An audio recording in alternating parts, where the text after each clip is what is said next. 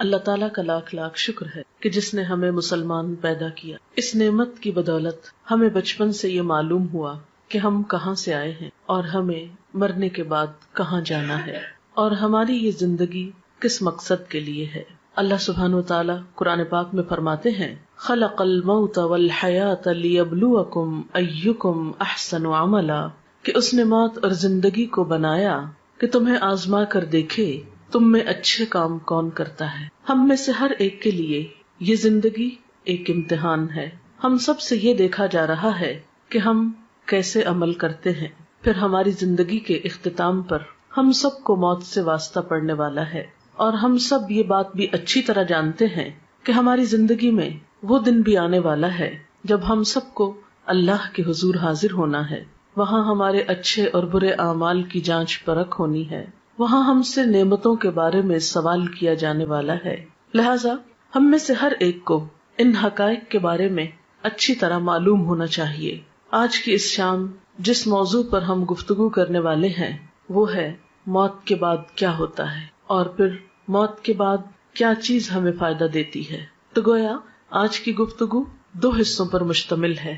ایک تو بذات خود موت اور اس کے بعد ہونے والے مرحلوں سے متعلق ہے، اور دوسری کہ مرنے کے بعد پھر وہ کون سی چیزیں ہیں جن سے ہم سب کو فائدہ پہنچ سکتا ہے. موت کے بارے میں گفتگو کرنا کوئی بہت خوشگوار بات نہیں، لیکن ہم سب جانتے ہیں کہ یہ ایک بہت بڑی حقیقت ہے جس سے کوئی بھی فرار حاصل کر نہیں سکتا.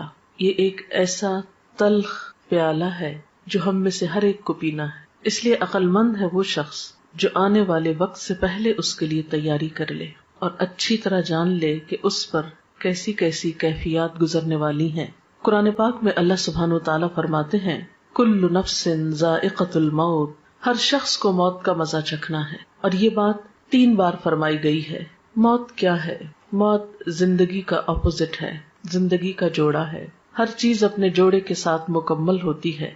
اسی طرح زندگی کا تصور اس وقت تک ادھورا رہتا ہے جب تک کہ موت کا ذکر نہ ہو. انسانی تخلیق کے بارے میں اللہ سبحانہ وتعالیٰ نے فرمایا وَكُنْتُمْ أَمْوَاتًا فَأَحْيَاكُمْ ثُمَّ يُمِيتُكُمْ ثُمَّ يُحْيِيكُمْ ثُمَّ إِلَيْهِ تُرْجَعُونَ. تم مردہ تھے، پھر اس نے تم کو زندہ کیا، پھر وہ تم کو موت دے گا، پھر وہ تم کو زندہ کرے گا، پھر تم اس کی طرف لوٹائے جاؤ گے، پھر تم اسی کی طرف جمع کیے جاؤ گے. ہم کچھ نہ تھے، پھر ہم وجود میں آئے، پھر ایک وقت ہوگا کہ موت آ جائے گی اور ہماری یہ ظاہری ہستی ختم ہو جائے گی، اور پھر ایک وقت آئے گا کہ دوبارہ زندگی ملے گی اور پھر اللہ کی طرف واپسی، حساب کتاب کا وقت. گویا ہر انسان ان 4 مرحلوں سے گزرتا ہے. پہلا مرحلہ کچھ نہ تھے. اس مرحلے میں ہماری روح موجود تھی کیونکہ اللہ تعالیٰ نے تمام روحوں کو حضرت آدم علیہ السلام کی پیدائش کے بعد پیدا کر لیا تھا، لیکن دنیا میں آنے تک وہ سب ایک انتظار گاہ میں ہوتی ہیں. اس میں روح ایک الگ وجود رکھتی ہے مگر جسم نہیں ہوتا. یہ کیفیت بھی موت سے ملتی جلتی ہے جب روح تنہا ہوتی ہے. پھر زندگی جب ملتی ہے تو روح کو جسم مل جاتا ہے. پھر جب موت آتی ہے تو روح جسم سے جدا کر دی جاتی ہے. پھر جب دوبارہ زندگی ملے گی تو جسم اور روح پھر آپس میں مل جائیں گے. تو گویا دوسرے لفظوں میں موت نام ہے جسم اور روح کی جدائی کا، اور زندگی نام ہے دونوں کے ملاپ کا. ہم کچھ نہ تھے، ہم وجود میں آئے، ہماری روح کو جسم ملا، اور جب ہماری زندگی پوری ہو جائے گی، ہمیں دیا ہوا وقت مکمل ہو جائے گا، تو پھر ہم میں سے ہر ایک کو موت کی کیفیت سے لازماً دوچار ہونا ہوگا. وہ وقت بہت اداسی کا وقت ہوتا ہے. جدائی کا وقت تو ویسے بھی خاص زندگی میں ہی کسی سے جدائی ہو وہ ایک تکلیف دہ وقت ہوتا ہے. الگ ہونا، بچھڑنا کوئی خوشگوار بات نہیں. عارضی جدائیاں بھی تکلیف دہ ہوتی ہیں، لیکن کچھ جدائیاں پھر مستقل ہو جاتی اور اس کے بعد دوبارہ اس دنیا میں واپسی کا امکان نہیں. پھر انسان اگلے مرحلے طے کرتا ہے. وہ وقت نہ صرف یہ کہ روحانی طور پر ایک اداسی کا، تکلیف کا وقت ہوتا ہے، بلکہ جسمانی طور پر بھی ایک تکلیف دہ وقت ہوتا ہے. موت کے وقت کی ایک سختی ہوتی ہے، روح کے ساتھ جسم بھی اس تکلیف کو محسوس کرتا ہے. انسان کا بال بال دکھتا ہے. وہ وقت ایک بے ہوشی کا سا وقت ہوتا ہے. قرآن پاک میں سورۃ قاف میں اللہ تعالیٰ فرماتے ہیں وَجَاءَتْ سَكْرَةُ الْمَوْتِ بِالْحَقِّ، اور موت کی بے ہوشی یا موت کی سختی حق لے کر آ پہنچی. یعنی موت کے وقت ایک بے ہوشی کی سی کیفیت اور ایک تکلیف کی سی کیفیت ہوتی ہے. اسی لیے حضور صلی اللہ علیہ وسلم نے ایک دعا سکھائی، اللہم اعنی علی سکرات الموت وغمرات الموت. اے اللہ تو میری مدد فرما موت کی بے ہوشیوں پر اور موت کے وقت جو تکلیف ہے اس پر.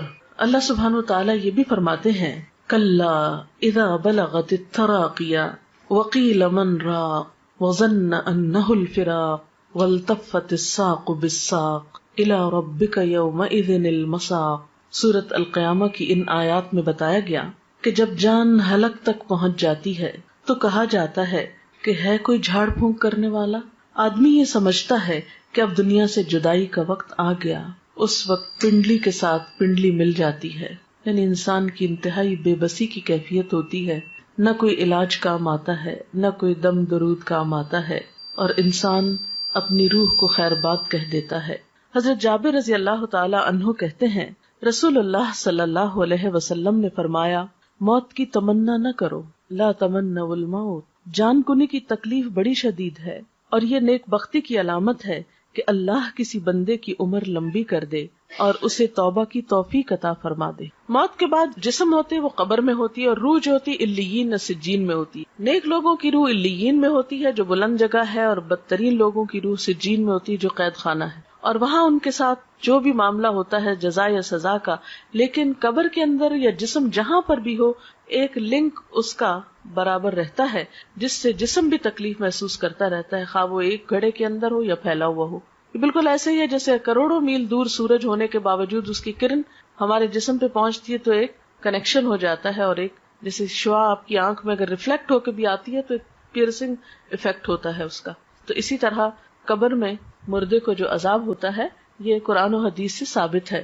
لیکن شہداء کی روحیں جو ہیں وہ جنت میں ہوتی ہیں، ان کو رزق دیا جاتا ہے اور ان کے ساتھ اچھا معاملہ ہوتا ہے. آپ نے فرمایا شہیدوں کی روحیں سبز پرندوں کی شکل میں قندیلوں میں رہتی ہیں جو عرش الہی کے نیچے لٹکی ہوئی ہیں.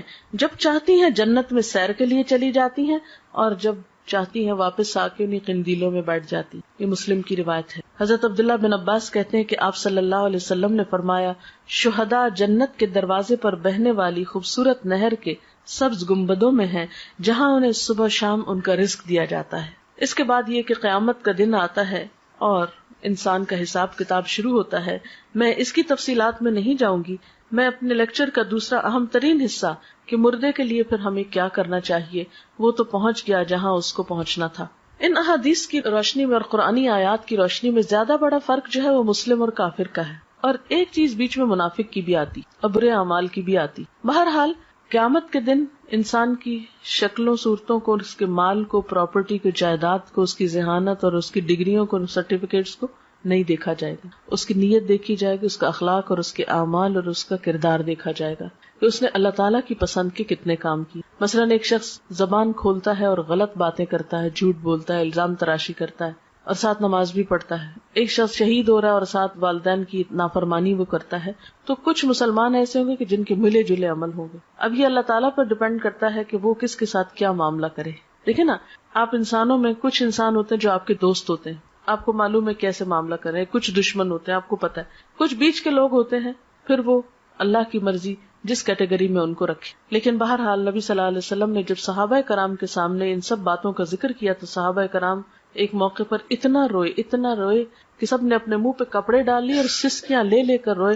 ان سب نے یہ محسوس کیا گویا یہ ساری باتیں ہمارے ہی بارے میں کی گئی ہیں. لیکن جب ہمیں اس طرح کی کوئی بات سنائی جائے تو ہم کہتے ہیں نہیں یہ تو کافر کی بات ہے، منافق کی بات ہے، ہم تو کلمہ پڑھتے ہیں اس لیے ہم پہ کوئی اثر نہیں. لیکن ٹھیک ہے ہم کلمہ پڑھتے ہیں، لیکن یہ بھی دیکھنا چاہیے کہ کلمے کی تصدیق کتنی کرتے ہیں، اس کو سچا کتنا مانتے ہیں، اور اللہ تعالیٰ کو بڑا کتنا مانتے ہیں، اس کی اطاعت کتنی کرتے ہیں. یہ بات بھی ہم سب کو سوچنے کی ہے. بات یہ ہے کہ عمل سے ہی انسان کی زندگی بنتی ہے اور اللہ تعالیٰ بھی انسان کے عمل کو دیکھتا ہے. اس لیے ہم سب کو یہ دیکھنا چاہیے کہ ہم نے اپنی آخرت کے لیے کیا تیار کر رکھا ہے. جیسے کہ قرآن پاک میں آتا ہے وَلْتَنْظُرْ نَفْسٌ مَا قَدَّمَتْ لِغَدٍ، چاہیے کہ ہر شخص دیکھے اس نے اپنے کل کے لیے کیا تیاری کی ہے. سورۃ یاسین میں بھی اللہ سبحانہ وتعالیٰ فرماتے ہیں اِنَّا نَحْنُ نُحْيِي الْمَوْتَى وَنَكْتُبُ مَا قَدَّمُوا وَآثَارَهُمْ وَكُلَّ شَيْءٍ أَحْصَيْنَاهُ فِي إِمَامٍ مُبِينٍ، کہ یقیناً ہم مردوں کو زندہ کریں گے اور ہم لکھ رہے ہیں جو کچھ وہ آگے بھیجتے ہیں اور جو اپنے آثار چھوڑ رہے ہیں، اور ہر چیز کو ہم نے ایک کھلی کتاب میں لکھ رکھا ہے. تو گویا ہر انسان کا نامہ اعمال دو چیزوں پر مشتمل ہے، ایک وہ جو اپنی زندگی میں کام کرتا ہے اچھے یا برے، دوسرے وہ جو اس کے بعد اس کے نام پر یا اس کو دیکھ کر لوگ کرتے ہیں. مثلاً اس کے جتنے بھی آثار ہیں، آثار سے مراد نشانیاں ہوتی ہیں، اثر کی جمع ہے. بچے اس کی نشانیاں ہیں، یا اس کا علم اس کی ایک نشانی یا علامت ہے، یا اور اس کے کچھ اچھے اعمال. ایسے اعمال کا اس کو بعد میں بھی بونس ملتا رہتا ہے، اجر ملتا رہتا ہے، لیکن نئے عمل کرنے کا وقت ختم ہو جاتا ہے. اس لیے ہم دیکھتے ہیں کہ نبی صلی اللہ علیہ وسلم نے فرمایا مرنے کے بعد انسان کے اعمال کا سلسلہ منقطع ہو جاتا ہے سوائے تین چیزوں کے جن کا ثواب میت کو پہنچتا رہتا ہے. نمبر 1 صدقہ جاریہ کرنا، نمبر 2 لوگوں کو فائدہ دینے والا علم، نمبر 3 نیک اولاد جو میت کے لیے دعا کرتی ہے. تو گویا انسان کے آثار میں تین چیزیں ہیں. ایک تو یہ کہ زندگی میں انسان ایسی جگہ اپنے ہاتھ سے پیسہ لگا جائے کہ جس سے لوگوں کو فائدہ پہنچے، جیسے کوئی کنواں کھدوا دیا، یا کوئی اسکول بنوایا، کوئی ہاسپٹل بنوایا، یا کوئی اور اچھا کام کیا. دوسرا یہ کہ کسی کو کوئی تعلیم دے جائے، کچھ سکھا جائے، کوئی اچھی بات بتا جائے اور وہ اس پر عمل کرے. اور تیسری یہ کہ نیک اولاد جو اچھی تربیت والدین کرتے ہیں تو اس پر جو کچھ وہ نیک اولاد کام کرے گی وہ والدین کے لیے اجر و ثواب کا باعث ہوگی. حضرت انس کہتے ہیں کہ میں نے نبی صلی اللہ علیہ وسلم سے سنا، آپ فرماتے ہیں دوست تین قسم کے ہوتے ہیں، یعنی فرینڈز کی تین قسمیں. ایک دوست تم سے کہتا ہے میں تمہارے ساتھ رہوں گا یہاں تک کہ تم قبر میں پہنچ جاؤ. ایسا آدمی جب قبر میں پہنچتا ہے تو وہ دوست اس کا ساتھ چھوڑ دیتا ہے. دوسرا دوست وہ تم سے کہتا ہے تمہارا بس اتنا حصہ ہے جتنا تم نے غریبوں کو دیا، اور جو کچھ تم نے نہیں دیا اپنے پاس رکھا وہ تمہارا نہیں. اس دوست کا نام مال ہے. یعنی ایک انسانی دوست ہے جو زندگی میں ساتھ دیتا ہے، مرنے پہ ساتھ چھوڑ جاتا ہے. دوسرا مال ہے جو اگر تو اچھے کاموں میں لگا دیا جائے، دوسروں پہ خرچ کیا جائے تو بعد میں بھی کام آئے گا، اور اگر صرف اپنی ہی ذات پر خرچ کر دیا اور اپنی ہی خواہشات کے پورا کرنے پر تو اس سے کیا ہوگا، وہ بعد میں کام نہیں آئے گا. اور تیسرا دوست تم سے کہتا ہے کہ میں تمہارے ساتھ رہوں گا اس جگہ بھی جہاں تم داخل ہوگے، اس جگہ بھی جہاں سے تم نکل کر جاؤ گے، یعنی قبر. اس کا نام عمل ہے. آدمی حیران ہو کر عمل سے کہے گا بخدا ان تینوں طرح کے دوستوں میں سے تم میں حقیر اور معمولی چیز سمجھتا تھا اور یہ میری بھول تھی.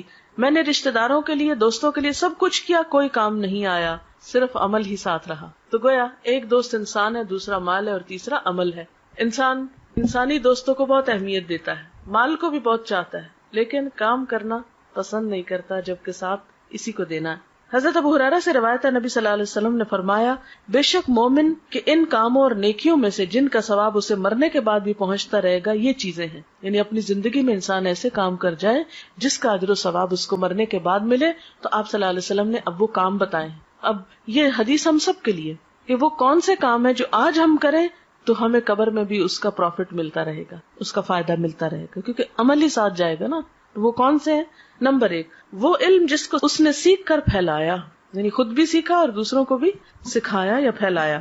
نمبر 2 نیک اولاد جو اپنے بعد چھوڑ گیا، کیونکہ وہ بھی جو کچھ کرے گی انسان کی کوشش ہوتی ہے نا اس میں شامل، کیونکہ اولاد کو سکھاتا ہے انسان طالب علموں کی طرح تربیت کرتا ہے، تو جو وہ کرے گی وہ بھی ثواب ملے گا اس کو. نمبر 3 قرآن مجید جس کا وہ دوسرے کو وارث بنا گیا، یعنی اس کے اپنا تھا جس سے پڑھتا تھا کرتا تھا، پھر وہ کسی کو دے گیا اور کوئی اور اس کو پڑھ رہا ہے. نمبر 4 مسجد جو وہ تعمیر کر گیا.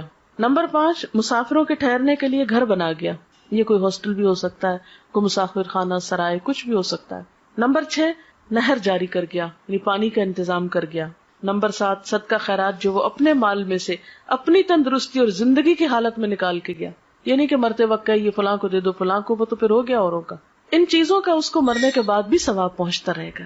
یعنی یہ وہ اعمال ہے کہ جو مرنے کے بعد بھی انسان کے کام آتے ہیں. حضرت ابو ہریرہ سے روایت ہے سعد بن عبادہ کی والدہ فوت ہو گئی تو سعد نے کہا اے اللہ کے رسول صلی اللہ علیہ وسلم میری ماں فوت ہو گئی ہے، کیا میں اس کی طرف سے خیرات کر سکتا ہوں؟ آپ نے فرمایا ہاں. عرض کی کون سی خیرات بہتر رہے گی؟ فرمایا پانی پینے کا انتظام، یعنی دوسروں کو پانی پلانے کا انتظام کرو. تو مرنے والے کے لیے یہ نیکی بھی باعث ثواب ہے، خواہ انسان اپنی زندگی میں خود کر جائے یا اس کے بعد اس کی اولاد کرے یا وارث کرے. پھر علم کے بارے میں آپ صلی اللہ علیہ وسلم نے فرمایا بے علموں کو علم سکھانا صدقہ ہے. حصول علم کے راستے پہ چلنے والے کے لیے اللہ تعالیٰ جنت کا راستہ آسان کر دیتے ہیں.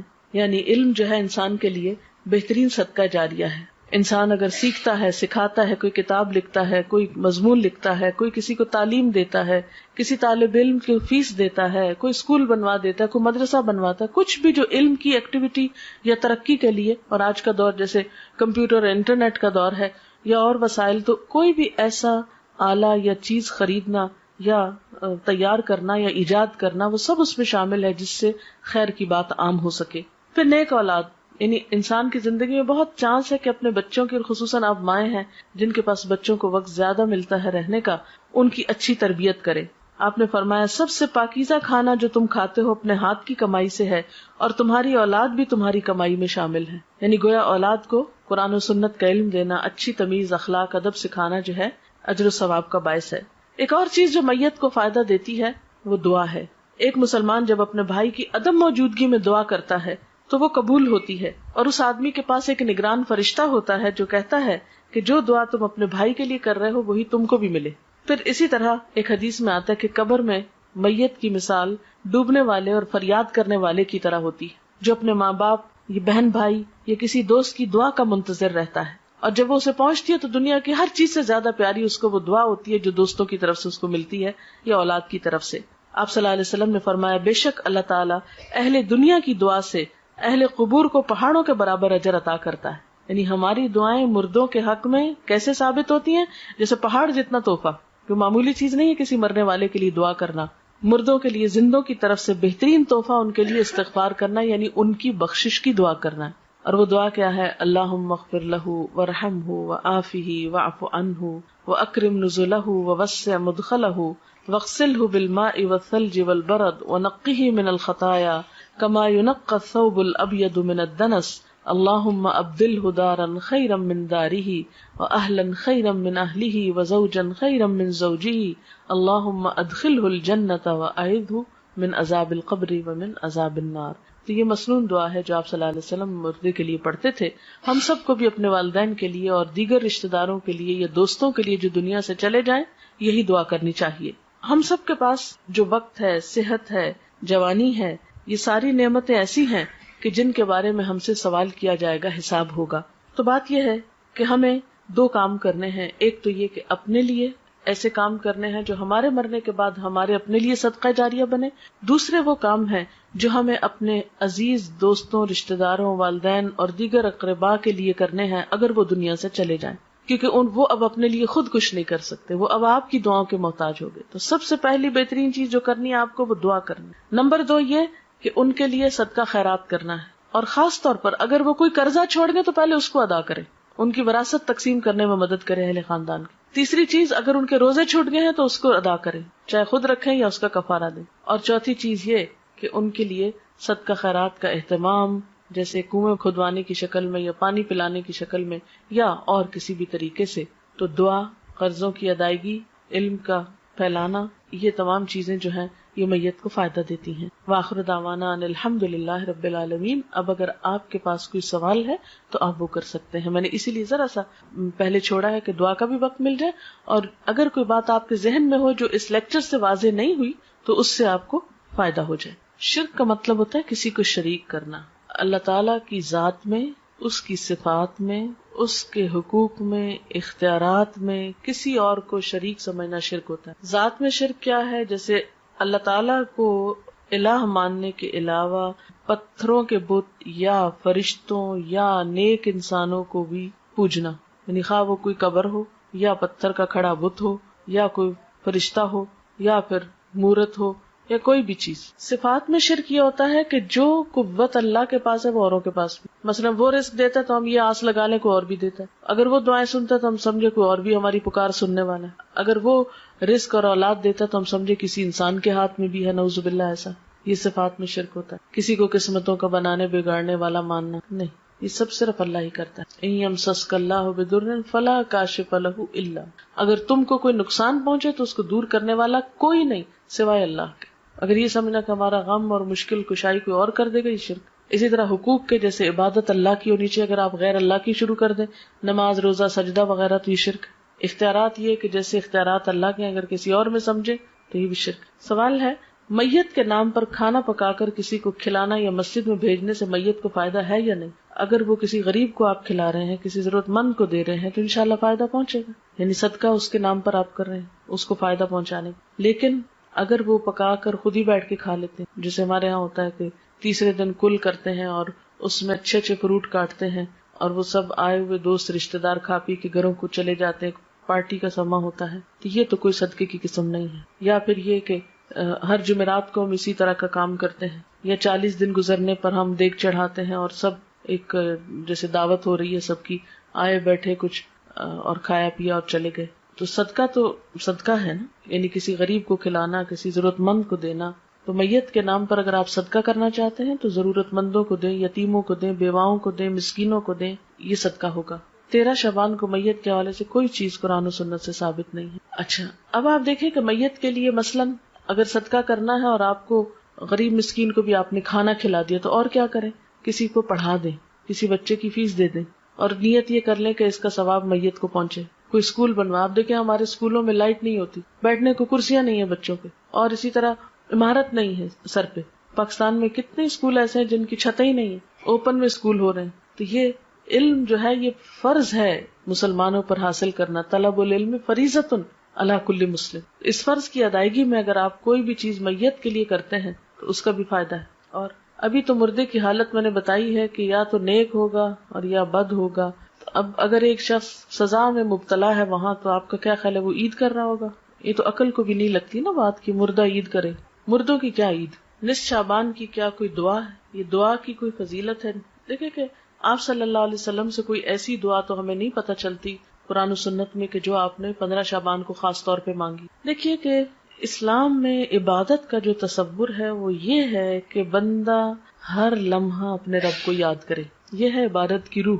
یہ نہیں کہ آپ سال بھر بھولے رہیں اور ایک دن بس جلدی سے جا کے ہاتھ لگائیں، یاد کر لیں، پھر آ کے واپس بھول جائیں۔ کرسچنس کے اندر تو یہ ہے کہ سنڈے کے سنڈے آپ جا کے خدا کو یاد کر لیں اور باقی دن جو ہے وہ اپنی مرضی کے گزارے۔ اسلام میں کیا ہے؟ فاذکرونی اذکرکم، مجھے یاد کرو میں تم کو یاد کروں گا۔ نبی صلی اللہ علیہ وسلم کا طریقہ کیا ہوتا تھا؟ کان یذکر اللہ فی کل احیان، آپ اللہ کو ہر لمحہ یاد کیا کرتے تھے۔ الذین یذکرون اللہ قیاما وقعودا وعلی جنوبہم، وہ لوگ جو اللہ کا ذکر کرتے رہتے ہیں کھڑے اور بیٹھے اور لیٹے۔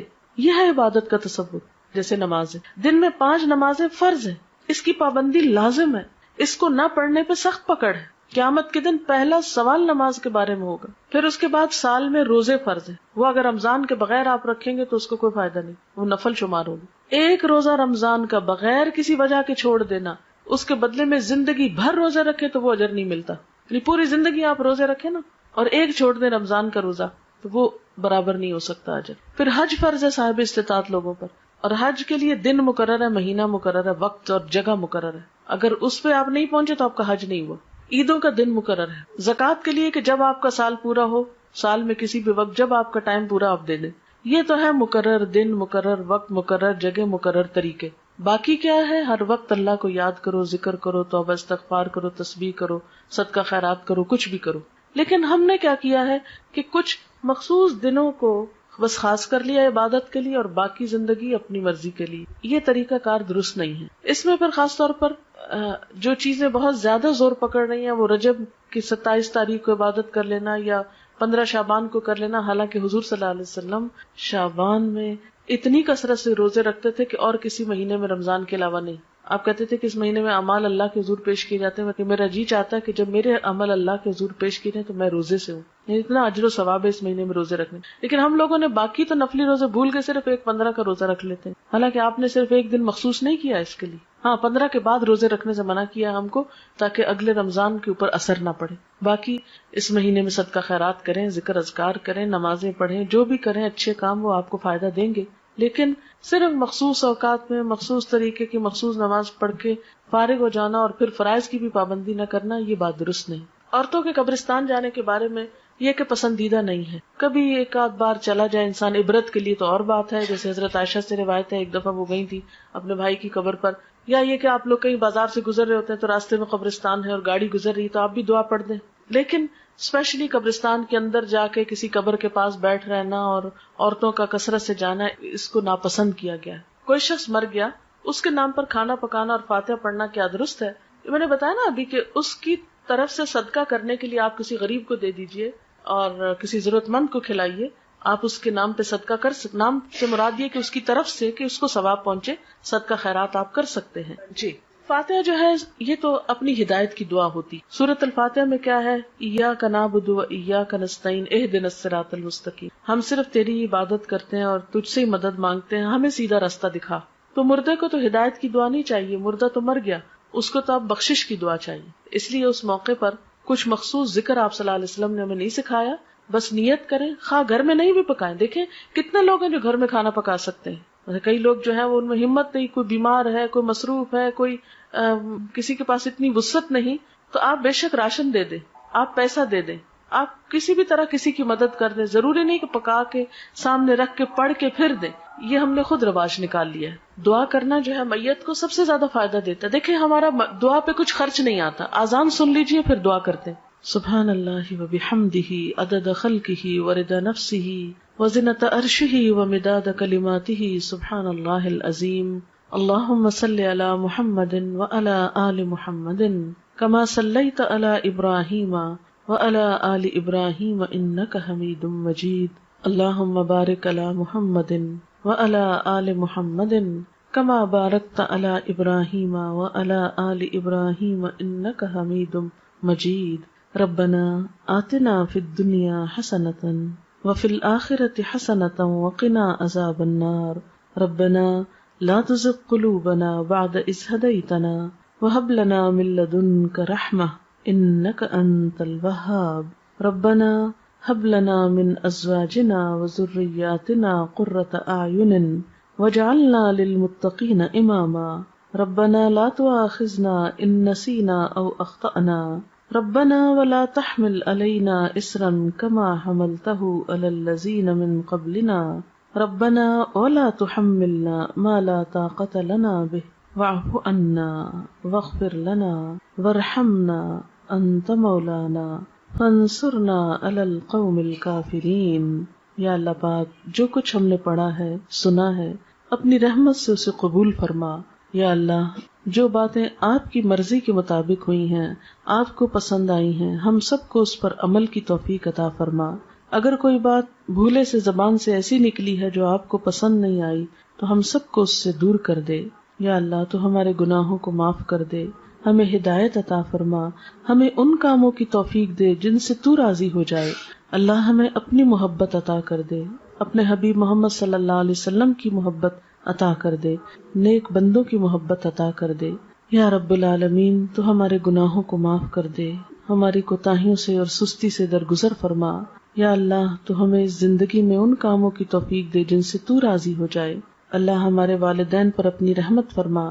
یا رب العالمین ریحانہ اور رخسانہ کی والدہ پر اپنی رحمت فرما، ان کے درجات بلند فرما، ان کو اپنی عافیت میں رکھ، ان کو جنت الفردوس کے اعلیٰ مقام میں جگہ عطا فرما، انہیں آخرت کی بہترین بھلائیاں نصیب فرما، ان کی اولاد کو ان کے لیے صدقہ جاریہ بنا، انہیں بہترین نیک اعمال کی توفیق دے جو ان کی والدہ کے لیے بہترین اجر کا سبب ہوں.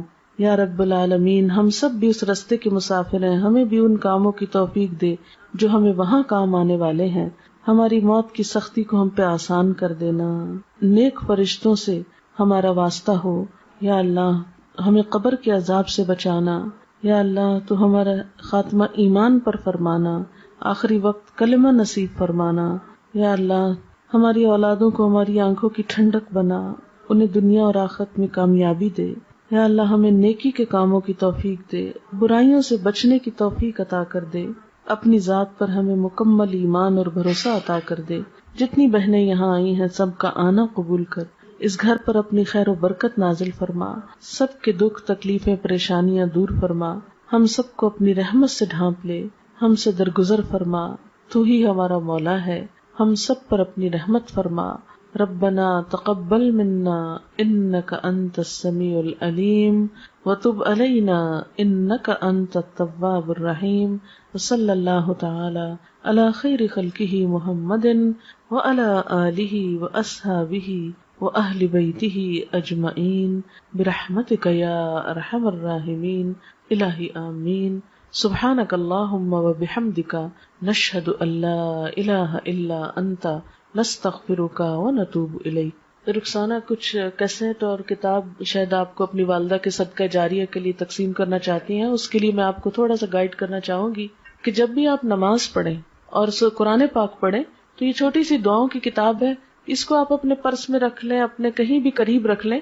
تو ویسے تو اتنی دعائیں زبانی یاد نہیں ہوتی، بھول بھی جاتے ہیں ہم، ترتیب یاد نہیں ہوتی، تو آپ کیا کر سکتے ہیں کہ قرآن پاک کے بعد دعا قبول ہوتی ہے، اس وقت آپ وہ کتاب کھولیں، 5 دعائیں، 10 دعائیں، 20 جتنی آپ میں توفیق ہو ان کو پڑھ لیں، نشانی رکھ لیں، پھر اگلی نماز کے بعد پھر اگلی 5-10 پڑھ لیں، پھر اگلی نماز کے بعد اس طرح کر لیں، یا اگلی تلاوت کے بعد، کیونکہ میرا خود اپنا طریقہ یہی ہے کہ میں جب بھی نماز یا قرآن پڑھتی ہوں تو پھر ان دعاؤں کو آگے آگے چلاتی جاتی ہوں۔ اس طرح الحمدللہ قرآن کی دعائیں اور نبی صلی اللہ علیہ وسلم کی جو مسنون دعائیں ہیں جس میں دنیا آخرت کی ہر بھلائی کا ذکر ہے، ہمارا اپنا دماغ اتنا کام نہیں کرتا، تو وہ آپ پڑھتے جائیں۔ اس کا ایک تو فائدہ آپ کو خود ہوگا، دوسرا یہ کہ جن کے صدقہ جاریہ کے لیے یہ دیا جا رہا ہے ان کو بھی ثواب پہنچے گا۔ دوسرا ایک کیسٹ ہے، اس کیسٹ کا نام ہے واپسی۔ یہ ہماری ایک بچی تھی، طالبہ تھی، وہ فوت ہو گئی، اچانک اس کا ایکسیڈنٹ ہوا تو فوت ہو گئی۔ وہ اتنی نیک بچی تھی کہ خود پڑھتی بھی تھی اور پڑھاتی بھی تھی اور ہر ایک کی مدد کے لیے تیار رہتی تھی، تو اس کی زندگی ایک بہت مثالی زندگی تھی۔ اور اس کے علاوہ تعزیت کے کچھ آداب اور واپسی کا جو سفر ہے دنیا سے، اس پہ کچھ باتیں اس کیسٹ میں موجود ہیں، آپ خود بھی سنیں، اوروں کو بھی سنائیں، تو اس سے بھی انشاءاللہ ان کی والدہ کے لیے بھی اور خود اس بچی کے لیے جو فوت ہوئی ہے ایک صدقہ جاریہ ہوگا۔ اگر ہم دوسروں کے لیے بھلائی سوچیں گے، ہم دوسروں کے لیے خیر سوچیں گے، تو انشاءاللہ اللہ تعالی ہمارے لیے بھی کوئی خیر کا راستہ نکال دے گا۔ السلام علیکم ورحمۃ اللہ وبرکاتہ۔